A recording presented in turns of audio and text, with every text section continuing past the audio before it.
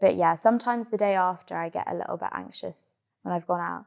I don't know why, but I think it's just... What's the content of the anxiety? Like, what are the thoughts?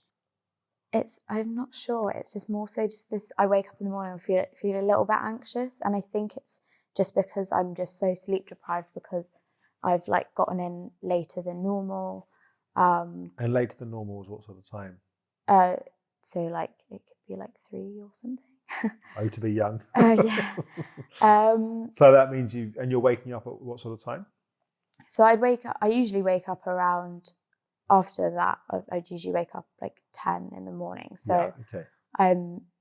And like I do sleep a lot, like I need my sleep. Yeah, but you're sort of thrown off your normal sleep rhythm. Yeah. It's like on weekends, I'll usually go out on a Friday or a Saturday, and it will be that kind of period of time where I'm just so tired and have little naps during the day. Yeah. But on the weekends, I've been... like my mum's wanted to do something, like we put up our Christmas tree the other day, and I was just so tired. And I think because of that, and then also knowing I have work like on Monday or tomorrow even, it's just this feeling of like this unease.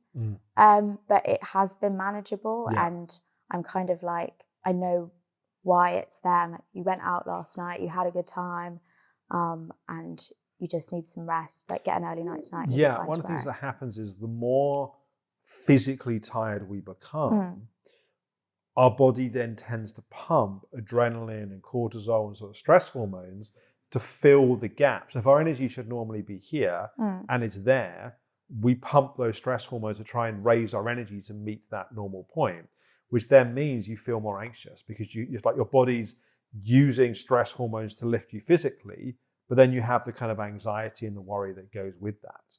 Yeah. So I don't think that's that uncommon that if you have a late night, one has a late night and doesn't have as much sleep or much rest as they normally get, to feel a bit kind of out of balance the next day. Yeah. You know, the resolution is building your overall resilience and strength, trying to avoid too many like crazy late nights and just managing it the best you can when it happens. Yeah.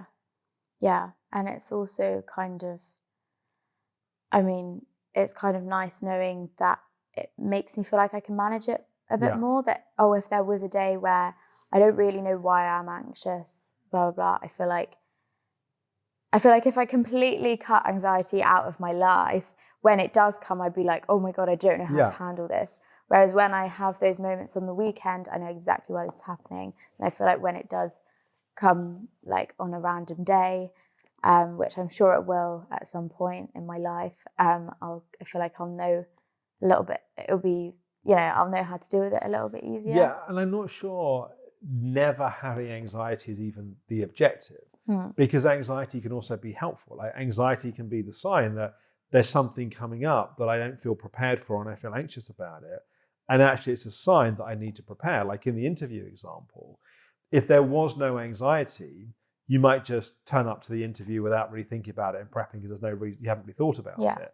It's the anxiety that gets you to do the kind of research in advance and to maybe think about possible questions they might ask and what you would like.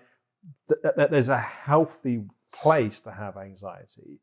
It's just what you do with it, and does it feel like a message from your system to prepare, or does it feel like this kind of overwhelming, dominating force that you need to escape and get away from?